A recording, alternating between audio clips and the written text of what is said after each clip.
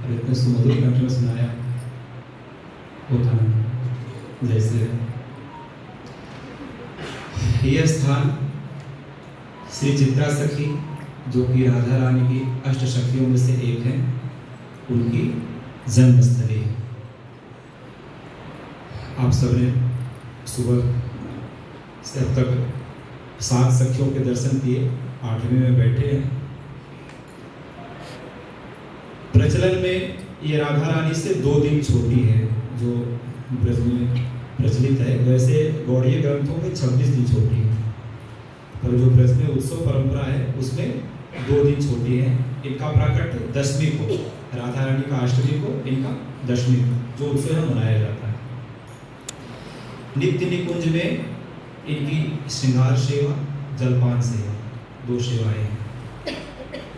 गौड़ीय आचार्यों ने श्रृंगार सेवा का वर्णन किया, निम्बारकियों ने जलपान सेवा, दोनों सेवा विशेषज्ञ हैं ये। वैसे सारी सखियां सारी सेवाएं करती, पर एक एक सेवा के विशेषज्ञ हैं। जैसे ललिता जी पान बीड़ी, वैसे ललिता जी ऑलराउंडर, लेकिन उनकी एक सेवा विशेषज्ञ पान बीड़ी। वैसे चित्रा जी की ये 2 सेवा। बाबा ने बता ही दिया कि श्री जी की और ठाकुर जी की कृपा इन सखियों के द्वारा प्राप्त करना सहज है।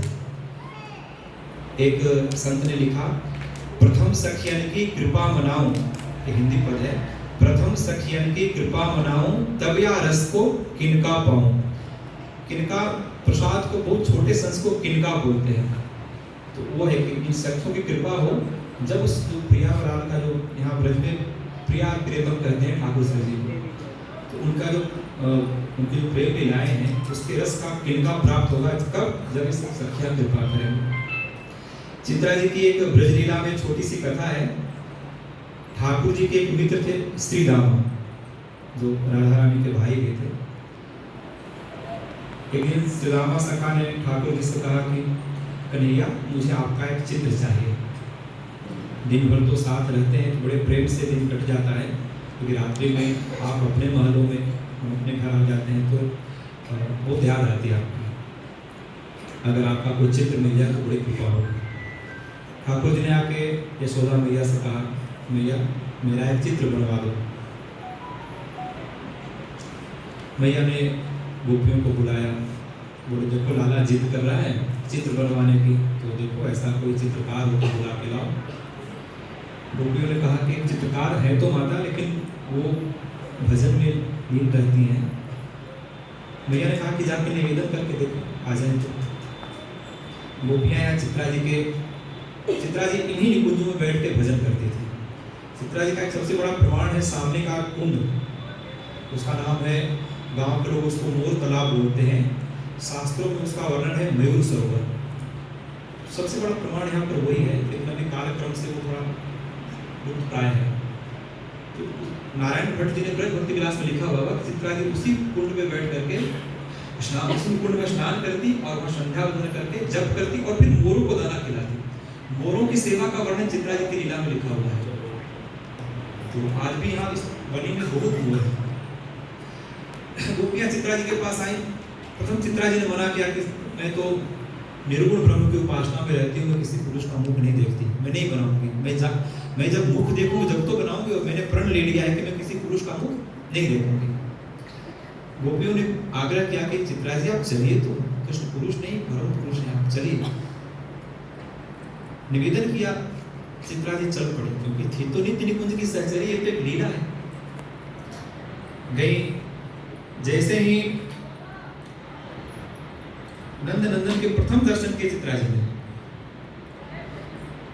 भावावेश में मूर्छित हो गए। जैसे तैसे करके चैतन्य अवस्था में आई, मैया से कही कैसे याद किया। मैया ने कहा कि देखो ये हमारा लाला है, ये आपको चित्र बनाया जाए।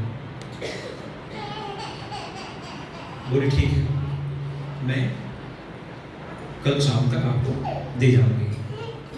चित्रा जी आई हैं, चित्र बनाने के लिए उस छवि का चिंतन तो करना ही पड़ेगा। अब जैसे ही चिंतन करती है चित्रा जी, और माधुरी मूर्ति की जैसे चिंतन करती है, इतने प्रेमासु करते हैं कि वो सुबह से शाम तक कुछ भी नहीं बना सके। दर्शन करे तो चित्रा जी की तरह, एक बार दर्शन किया और बस विवल हो गई, बना ही नहीं सके। फिर इन्होंने शिक्षा नारद जी से ग्रहण की थी, कहीं कहीं लिखा लीला में सरस्वती जी से। उन्होंने अपने गुरु का स्मरण किया, नारद जी प्रकट हुए, बोले चित्रा वो कृष्ण कोई साधारण बालक नहीं है, पूर्ण पुरुषोत्तम है, अखंड कोटि ब्रह्मांड नायक है। उनका चित्र, क्योंकि चित्रा जी को वो चित्र बनाना था जो दर्शन करके आई थी, मतलब साक्षात कृष्ण को उतारना था। तो बोले उनका साक्षात चित्र तो बिना श्री जी की कृपा से कोई बना ही नहीं सकता, किसी विद्या में ताकत नहीं जो कृष्ण को साक्षात चित्रपट को उतार दे। तुम श्री जी की शरण ग्रहण करो। एक छोटा सा और मंत्र प्रदान किया।